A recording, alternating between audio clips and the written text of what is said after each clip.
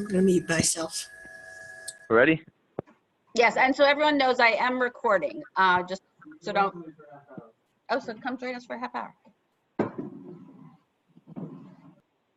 Okay, so I just want to begin by giving a thank you to Rabbi Robyn and to the congregation for allowing me this privilege to come speak today. Just to begin, a few years ago I took a public speaking course back when I learned with Benji back at Ner Israel, the yeshiva we were in together. And the past few summers, I was involved in several outreach programs where I was able to use these skills that I learned. And last summer, while I was in Seattle, Washington, I was privileged to hear Rabbi Rachel Mustam deliver a speech. She's a rabbi of, I think, Reformed synagogue over there in Seattle, Washington. And it was at a climate change forum discussing, obviously, climate change. And as she spoke, there was one thing that really hit me that left a lasting impression on me. And it's really going to lead into my speech today. She spoke about the idea of the world that we live in, and in the world we live in, how beautiful is created, and yet things are going to waste. But in everything, there's a beauty, and the world around us is created beautiful, and we should try to keep it beautiful.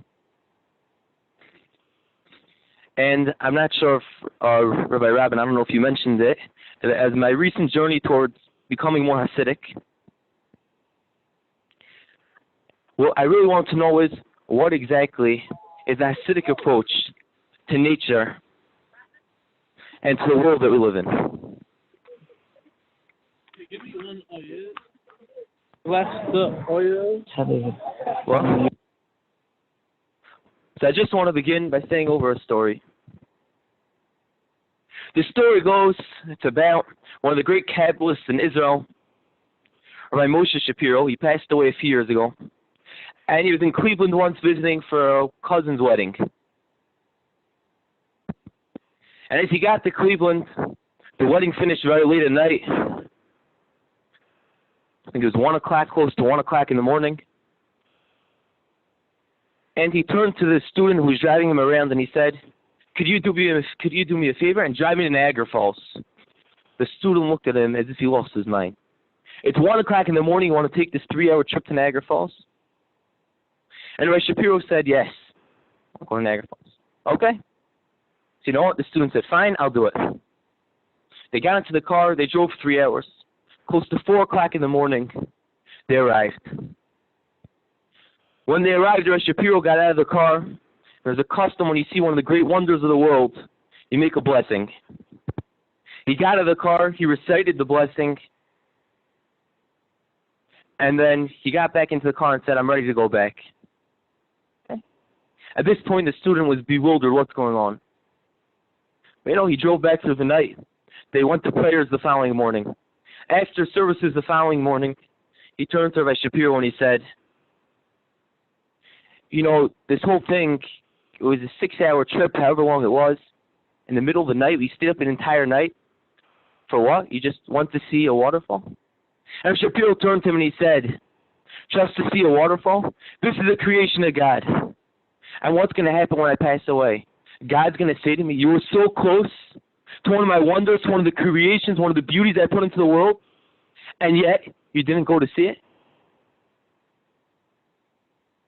We see from here the importance of understanding and realizing that God put beautiful things in the world for a reason. And we have to appreciate it and realize that it came from God and it came from somewhere. You know, I was recently in New Hampshire, and while there I received an injury that I, for a little bit of time, was unable to walk. Got onto crutches eventually, and it was fine. Thank God by now I'm completely fine. And while that happened, I was on an island.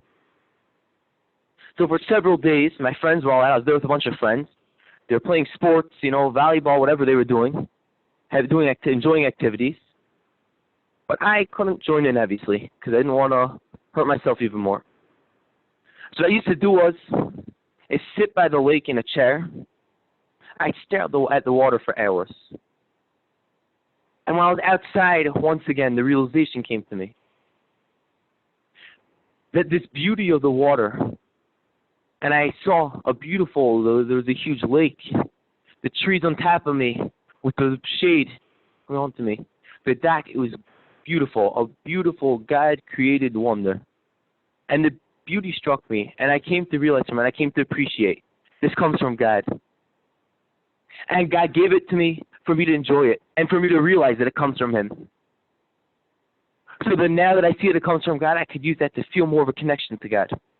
As I was driving back, or I got a ride back, the person who was driving, we were on the highway, there was a scenic highway, a scenic route, back from New Hampshire towards the New York area. I forgot what it's called. And as we're driving on the scenic route, they have these little outlooks where you could stop just to look at the view. So we stopped at one of them. And the driver told me, I made this trip already 4 or 5 times, yet every single time I can't hold myself back. God created a beautiful world, and we have to appreciate it, and appreciate that it comes from God. You know, this idea is really not an idea that I made up, and it's not an idea that's coming from now. One of the big Orthodox rabbis in the 1900s, Rabbi Victor Miller, used to give many speeches on this topic. And one of the things he was famous for saying, and I'm going to try to repeat it again, I don't have the ability of Rabbi Miller, I'm not a Rabbi Miller, but I could say what I could say over. And then he used to describe a blade of grass. That what happens, a seed goes into the ground, and it begins to decompose. And as it decomposes, from this decomposure, bursts new life. And slowly but surely, it sprouts out from the ground, protruding from the earth, starting from a small grain of grass. And it grows bigger and bigger. And this happens in every single plant with trees. And these trees start to grow fruit. And the fruit become edible. And you know what? That little pit inside the fruit that you really don't want to eat. You know the old myth that you eat the watermelon seeds, you're going to grow a watermelon in your stomach? So these myths that come out of it, but what happens, these seeds, you spit it out, it goes out somewhere, it goes down to the ground, that seed decomposes, and the same thing happens. A whole nother bush or plant or tree comes out. Who did this? It's a God. And you know what? When you think about it like this, you come to realize that every single thing you're doing, you could come to appreciate that's coming from God. Every walk that you take, the breeze, you're on a walk on a hot day, and there's suddenly a nice breeze. Instead of thinking to yourself, wow, it's a breeze, think to yourself, God just gave me a breeze. God loves me. He's giving me the breeze for a reason. He's giving me a breeze because He cares about me. You look outside, you know, I'm sitting right now in a room, and there's a window facing a lake. Who created this? And it really comes to me, and it really hits me that I could use this as a way to appreciate and to realize that it's coming from God. And God gave it to me. And I have to thank Him for it. And every day what I try to do is, and I think it's a good idea that many people should do, it's a suggestion, I'm not obviously trying to force anything to anything onto anyone. But when you walk, and the next time you see something really beautiful, thank God for it. Instead of just seeing it and appreciating it, thank God for giving you such a beautiful thing. You know, there's a story said over about Rabbi Shraga Feivel Menlowitz. Rabbi Shraga Feivel Menlowitz was one of the early American rabbis in the Orthodox world. He founded actually the yeshiva where I currently study in, Torvadas. He founded several camps, and he's one of the big pioneers of the American Orthodox Jewry. And the story goes, one time in the summer, he was in a camp with one of his students, and they're on a walk together. And as they're on the walk, his student mindlessly plucked a leaf off a tree. Rabbi Menlowitz sharply turned to him and reprimanded him on the spot. What do you think you're doing? And the student turned back and he said, it's only a leaf. Rabbi Menlowitz turned to him in shock. Only a leaf? Only a leaf? Do you not realize that God created this leaf? And he created it for a reason? This isn't just a leaf. It's a creation of God, and you have to appreciate that. You have to realize that. It's not just a leaf. It's a leaf that was created by God. And if you realize that it's a leaf created by God, you're not going to go pluck off that leaf, because you'll appreciate and you'll realize it's coming from God. And it'll really mean so much more to you. It's not just going to be that leaf anymore. It'll be the leaf that came from God. And people aren't going to want to destroy the world anymore, because it's the world that comes from God. It comes from God. The beautiful stuff that we see in the world are all coming from God. You know, one of the Hasidic sects, the Breslov Hasidim, have a custom. And they're very into meditation. And as we all know, I think nowadays even many of the big philosophers and thinkers and psychologists are getting into this idea of meditation. That if a person meditates, it reaches them, they can reach a peace of mind. The Chinese I know are very into, they have a system of meditation. There's yoga, different methods you could use. So this sect of Hasidim are very into their meditation. They do it for about an hour a day. And the founding rabbi of that Hasidic sect, Rabbi Menachem, he writes that the best way to do it is in the forest. Secluded, away from everything.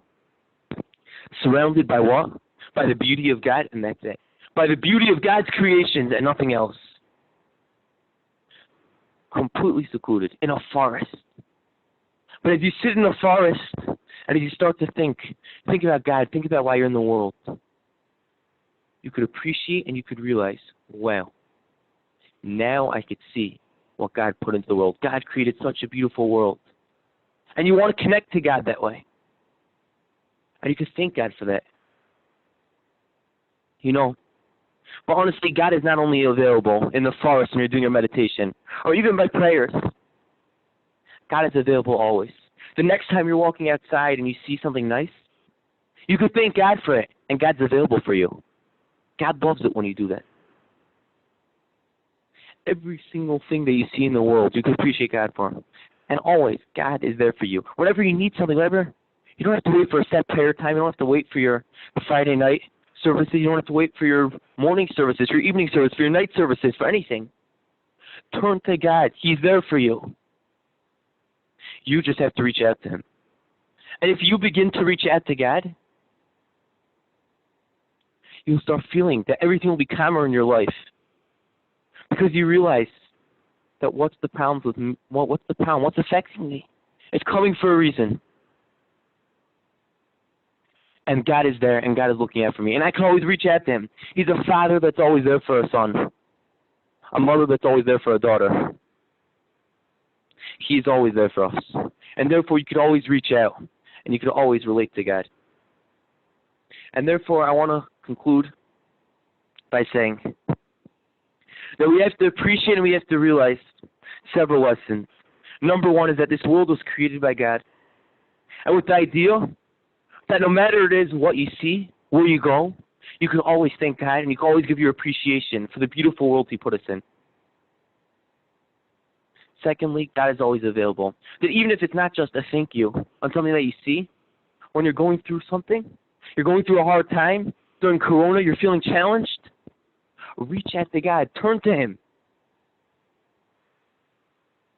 And if you turn to him and you reach out to him, you'll come to feel more of a connection. Thank you. Are there any questions?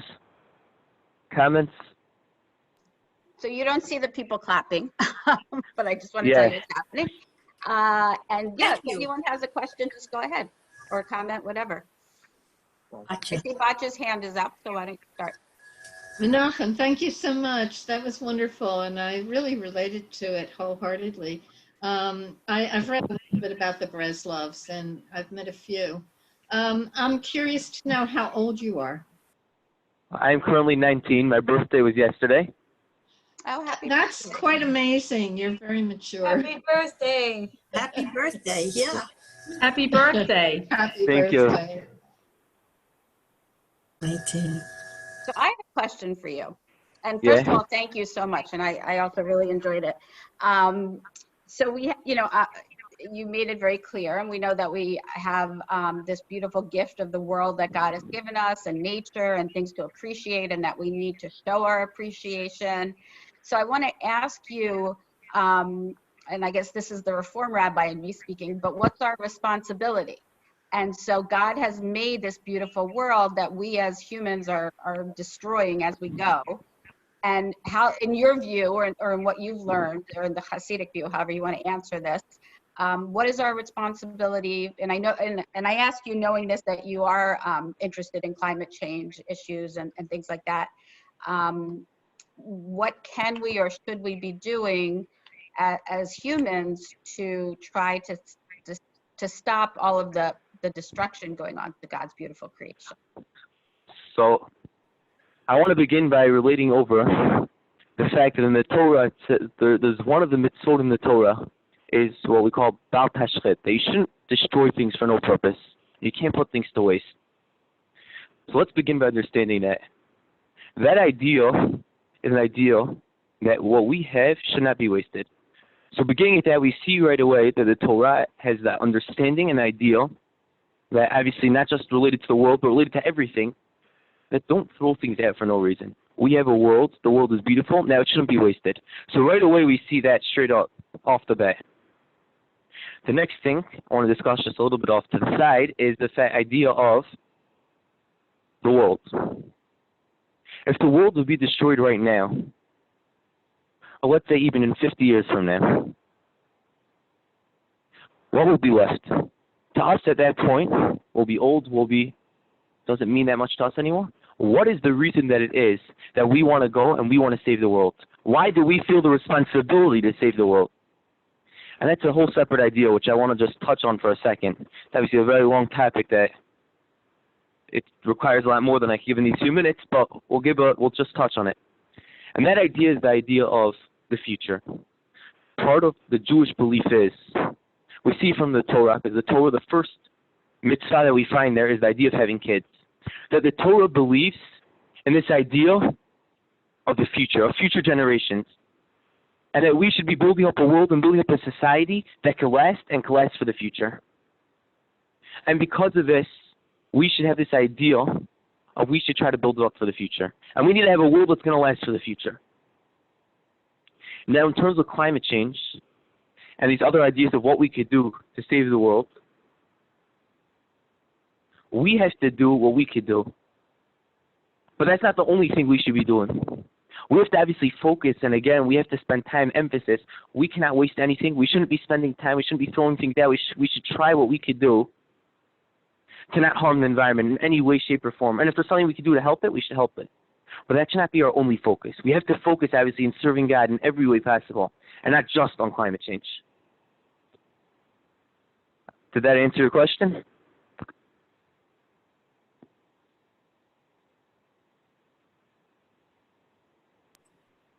Rabbi, you have to unmute yourself.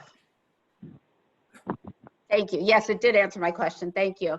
And I just want to follow up a little. Like, do you find do we have a Jewish responsibility to recycle, for example, or to, you did say Balta State, that's true. Just things like that, or to advocate even, or to vote for candidates that we think are going to be the best for the environment. Do those fall under our Jewish responsibilities?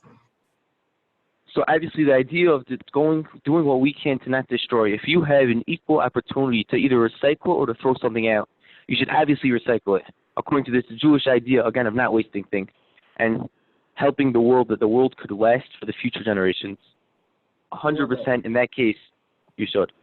If there's an inconvenience, I don't think there's like a real If Jewish it's too obligation. inconvenient, if it reaches, as Benji's trying to say, if it reaches the point or it's very inconvenient and you have to go crazy out of your way, that's going to cause you're not going to be able to focus in your other ways of serving God, and it's going to lower the levels of servitude, then you shouldn't go out of your way too much for it.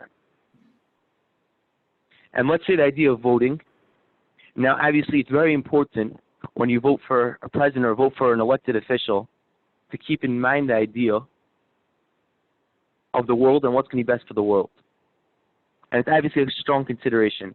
But at the same time, there are many, many considerations that go into it, and you have to balance out all the considerations about it. You can't just balance in one and make that your only focus. You have to think as a whole what's going to be the best. Like they say by Rosh Hashanah, there's a parable by the high holidays of a scale that God goes up and he weighs everyone's mitzvot and averot on the scale. So the same idea, you have to weigh all the pros and cons. And if you weigh the pros and cons, whichever has the most pros leading toward them, that's who you should vote for. And if none of them are up to par, you don't vote for any of them and try to support a third party or a fourth party, whoever it is that's better. Thank you. The people who listened to Biden and Harris yesterday, they are for saving the world and recycling. And Donald Trump made comments against them because they don't believe in fracking. I just want to say that Menachem is not in support of a specific political party. He did not come here to endorse any candidates, and you won't get an endorsement out of him. Good. Yeah, thank you, Benji, for that one. No, I'm going to say I don't support either candidate over another. I did not hear what Joe Biden or Kamala Harris said yesterday, so I cannot speak about what they said. But I think, again, that everything has to weigh in the pros and cons. I always try to look at the third and fourth party candidates also, because many times you'll find very good ideas amongst those candidates also. And I would consider voting for one of them. Again, I don't know yet. I haven't done all my research yet about who to vote for this year. And at the same time, again, I don't endorse or support any political candidate or party over another. So again, I don't have any decisions yet towards voting or any preferences. I would have to do more research before I decide on that. Fair enough. That's your privilege. Any other questions? Is that Bonnie? Or were you just fixing your screen? Stephen Gemma? Just fixing my screen, sorry. Okay. Anybody else want to? It Joan. was- Joyce. Joyce. It looks like it was- Joyce has her hand up. It was informative and interesting, and I'm so grateful. Thank you so much, Menachem. Wait, Menachem, You're hold welcome. on. We've got, it looks like Joyce had something to say. Yeah, more than one thing. Okay, we should be planting more trees. And when we go to the supermarket, we should be Wait, using, excuse me, can you repeat it? It's not coming in. It's a little staticky line. I'll repeat after I can repeat after she finishes. Okay, fine. yeah, we should be using those big brown paper bags because the reusable bags are not sanitary enough. And last, I want to thank Steve Hester for agreeing to be a poll worker. We're so short of poll workers, and he wants us to vote the old-fashioned way. So she mentioned in particular using the big brown bags at the grocery store to be that they're, I guess, better for the environment than the other options. Okay, it's not bad because we have to cut down all the trees, but those bags that you bring visit after visit are not supposed to be used. Oh, during coronavirus. And what about the reusable bags? And besides, Yes. plastic comes from petroleum, and the way Oh. that's manufactured is bad. So there's no way to create a reusable bag out of cloth or something where it's not going to cause any fossil fuels to get out into the environment or any other sort of other environmental issues? Well, who washes those reusable bags? We don't. I would just say I heard an interesting question in the halacha, which is Jewish law, yesterday, because I think Kamala Harris had mentioned a while ago something about she supports banning straws that are not the paper ones, the regular ones. So I heard a rabbi say that you're definitely allowed to use plastic straws in the meantime until anything else happens. But that's for now until more research comes out. Well, there's the question that always comes up with plastic about the dangers of plastic. obviously there are many scientists that talk about that plastic could be dangerous. I know there have been some studies that show that maybe perhaps it could be a cause to cancer, but there are many that show maybe it doesn't. So at the same time, I would say on that obviously until, like Benji's trying to say, that until we have a clear evidence one way or another, according to the perspective of maybe it should be dangerous, there's a law in the Torah that says, that means a person has to care about their health, and they have to do what they can to remain healthy, and that they should look at their health, obviously, as a priority. This means both the physical health and the spiritual health. And obviously, if it's something that's dangerous, it's really not simple that you'd be allowed to do it. So if it would come out clear evidence that plastic could be very dangerous, it wouldn't be so simple that you'd be allowed to use it. But until there's clear evidence, as long as we don't know, it's still allowed, because for this point of time, there's still studies going in both directions. Batya again has her, just make sure you go off mute. Wait, hold on, she's on mute still. Okay. Unless someone else who wants to speak hasn't yet. No, go ahead. Okay, so what I was thinking of in response to what you just said, Menachem, is that if there's a choice between using plastic and some other substance, say paper, for example, and maybe the scientists are not 100% sure one way or the other, but we know for a fact that using certain plastic is going to destroy animals. And it might destroy us too. Shouldn't that enter into our decision making? But at the same time, if you're using something like paper destroys the trees. Now, on the idea of obviously destroying animals, also the Torah says, gives over the law of Tsar Balachayim, that you're not allowed to cause harm to another living being. So obviously, we have to do what we can to not harm the animals. But at the same time, with paper, it's harming the trees. So either way, it's causing a destruction. It's not that we have one that's a better, one that's a worse over here, like you were saying. I think it's more that both have the advantages and both have the disadvantages. So, Menachem, I have a somewhat related question about Tashlif, the ceremony that we do on the second, this year, because it's Rosh Hashanah is on Shabbat, so we're doing Tashlif second day Shabbat this year. But something I learned, which I didn't know before, and I've been thinking a lot about. Traditionally, Tashlif, you're supposed to empty your pockets or throw some breadcrumbs into the water, which is what I've always done. And I've learned that those breadcrumbs are actually very dangerous for the fish in the water. So a lot of, in the non-Orthodox Jewish community, at least, I know people, no one I know is throwing breadcrumbs into water anymore. And I know people who do everything from blow bubbles, just, to kind of take bubbles in a little container, or looking for other things to throw into water and other ways to keep with the ritual, but do it in a way that doesn't harm the environment. So I'm just curious, in your community, if there's been any discussion or thought about that, how to do Tashlif without causing any harm to the fish in the water. So yes, the early commentators of the Orthodox and Hasidic worlds, the Orthodox world as a whole, I think the Hasidic custom is the same, is that when they do Tashlif, in fact, they do not throw anything into the water. They view the entire thing as symbolic. You go to the water and you symbolically empty your pockets without having anything inside your pockets, and you recite prayers by the water, by the riverbed. So based on these commentators, again, these are the ones from the early, I'd say 1600s, could be even earlier, talks about it already. Now, obviously, this is before science recently came out with this idea of that it could be dangerous for the animals.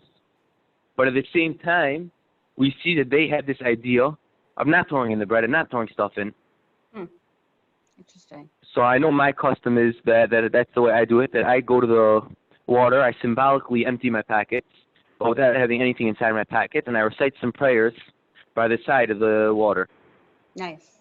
That's nice to hear. And just a little plug for TMKC congregants who will be getting more information from Malcolm and Sheila and the Cantor and I. We are going to be doing a virtual tashlich. Depending on many factors, the canner or I may be at a body of water, and you're welcome to, but we'll be doing one that you can do from your homes the afternoon of second day Rosh Hashanah. So you'll get more information on that. But we will do tashlich. Just because of the pandemic, it will be non-traditional this year. Before I leave, I do want to thank Menachem and tell him how impressed I am with his dedication and concern about the future of our planet. So thank you very much, and thank you for including me. Thank you for joining us. Bye. You're welcome. Thank you. Anybody else have any questions or comments? Well, Menachem, thank you for enlightening us and inspiring us. And it looks like it might be, at least where I am, raining right now. So I don't know if I'm going to go appreciate nature at the moment. We can appreciate the fact that God's putting the rain into the world. I do appreciate that. And I'm going to look out the window. We have a lot of windows in my house, and just appreciate the beauty of what we have in our world. So thank you very, very much, and belated happy birthday. It was a pleasure. Thank you so much. Thank you. Thank you. Thank you, Menachem. Thanks, Menachem. Thank you, everyone. Talk to you later. Benji. Menachem's also You too. Benji, safe travels to Yerushalayim. Yeah. Thank you so much. It was great. Enjoy Jerusalem and Israel. You've been there many times, I'm sure, but it'll be wonderful. Yeah, thank you so much. I really appreciate everyone's wishes for a good trip. I really do. Thank you so much. Welcome. And we'll hear about you from your mother, I hope. I'm sure, yeah. Definitely will. If we can reach them without texting, you'll hear about them. That'll be wonderful. Thank you. Thank you. Everyone have a great day. Menachem, it takes, I think, a few hours, but as soon as the recording is ready, I'm just trying to think how to get it. I'll give you my email if you want. Oh, you have an email? Yes, yes. If you have an email, I can definitely get it to you. Will this be made available to everyone who was on? As long as Menachem gives me his approval, I have no problem whatsoever. Yeah. Is that okay, Menachem? Sure. That's okay. I mean, I don't really need it, but I would enjoy listening to it again. No, and I know Ellen would, who couldn't be here, so. Yeah. Thank you, Menachem. Okay, thank you for listening. So, Menachem, I have a question for you, since I'm still on and you are too. So, this whole idea of, I'm probably massacring the spelling, the pronunciation, but is it Hitbodedut? Yeah. Okay, so if you live in the city and there's no park nearby, even if there is, it's a public park and there's lots of people walking around. So how do you get into a secluded place to do this? Or do you just not do it in nature? You do it in your house? Yeah, so I have a friend who's one of these, he's Hasidic and he's a breast lover. And he likes doing it. What he does is, being in the city, he's in my yeshiva, which is in the heart of Brooklyn. So obviously there's no real trees around and no outdoors around. So what he does is, he goes to a private room by himself, locks the door, and he goes in for about an hour a night. And he does his meditation over there. Yeah. Okay. Now, yeah, I don't it's obviously not the same as doing it in nature. No. It's obviously very different than doing it in nature. But you could still relate. Again, God is always available to us. And we can always reach out to him. Yeah. So even though we're not... Well?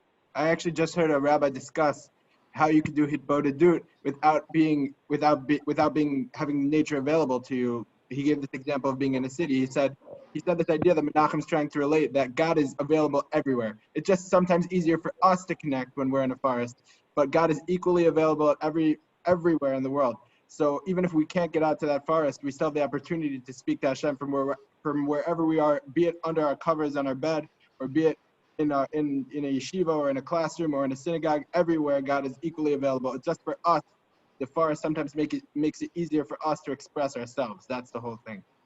Yeah, it's just that, I mean, I really relate to nature when I'm walking. I feel very close to God, but I wouldn't cry out. I wouldn't burden myself to God in front of a lot of other people. I'd feel really peculiar about that. And they probably would have me in a straitjacket. Well, that's why Rabbi Nachman says that the ideal place to do it is where nobody else could find you, so that way you could truly express yourself the way Yeah. you want to, without Right. being embarrassed from other human beings. Yeah. But I really love the principle. I don't know if I'm disciplined enough to do it, but I've read about Because it. you don't have to do it for an hour a day. I know an hour a day is a very long time. you- I know that a lot of the breast love teachers teach that the way to start is you spend 5 minutes a day. Or as what I started doing myself is, as I walk, I start to thank Hashem, thank God for the different things that I see.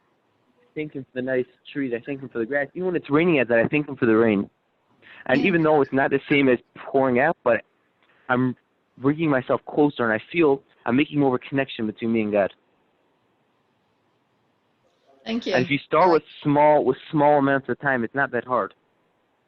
And you feel as you get closer and closer, you're going to want to do it for more. So the little bit I've read about Rabbi Nachman, I mean, I have a couple of his little books. He just had the most wonderful sayings. I mean, it was just very affirming to life. I mean, if I'll just leave it there. I like the guy. You know, actually, it reminds me, because Batya asked me, who was just speaking, Menachem, what branch, I don't know the proper word, sect branch of Hasidut you were part of. And I asked Benji, and he said, was it the Boston? Is that right? Yeah, Bostoner. The Boston. Bostoner. Oh, I'm not. Is that, so who's the Rebbe? Who's the? So his name is Rabbi Yonah Horowitz. He lives in Borough Park. There are actually currently 5 Rebbes right now. But there are, it's very different than a lot of the other places because they took on 5 different ones. But it's really 2 branches. But of the Boston, New York branch, which is also in Israel, they have synagogues in America, they have synagogues in Israel. I think they have one in England also. It's under a Rebbe by the name of Rabbi Yonah Horowitz. He is, I'd say, in his mid-50s, but a very, very special person. And you came to this on your own, right? This was not the what you were born into. Yeah, I came to this on my own, correct. Interesting. And how did you choose this particular group? Because I spent some time looking around, and I tried out a lot of different places. And there's one thing over here that was really made it that I connected a lot to it. It takes, on one hand, the spirituality and the beauty of the Hasidic world, but it also takes a lot from outside places. It's very American. It takes from the non-Hasidic Orthodox worlds, and it takes from other places. And its goal is obviously to try to take from everything and to learn and gain from everything and to keep growing from everything. Interesting. Very interesting. Wait, give me your email. Yeah, menachemberry@gmail.com. Okay. menachemberry@gmail.com. Great. Thank you again, Menachem. Thank you so much. I will Goodbye, see you everyone. soon. I'm going to leave. Keep in touch even when Benji goes, okay? It's Okay. great to hear from you. Have a Shabbat Shalom, and I hopefully will talk to you soon. Shabbat Shalom. You too. Shabbat Shalom. Thank you. Yes, and Rabbi, I will see you tomorrow night on Zoom. Not tomorrow. I'm actually not going to be there tomorrow because it's Benji's last Shabbat. So I'll Okay. be there next Friday. Okay, then I will see you the next time we get together. I'll see you Tuesday, hopefully. Okay. I'll see you Tuesday morning. Okay, very good. Bye. I'm going to end for all. Is that okay? Or do you want me to leave you guys? I'll just leave meeting in case you guys want to talk. I'll call Benji directly. Okay. Bye. Thank you so much. Thank you.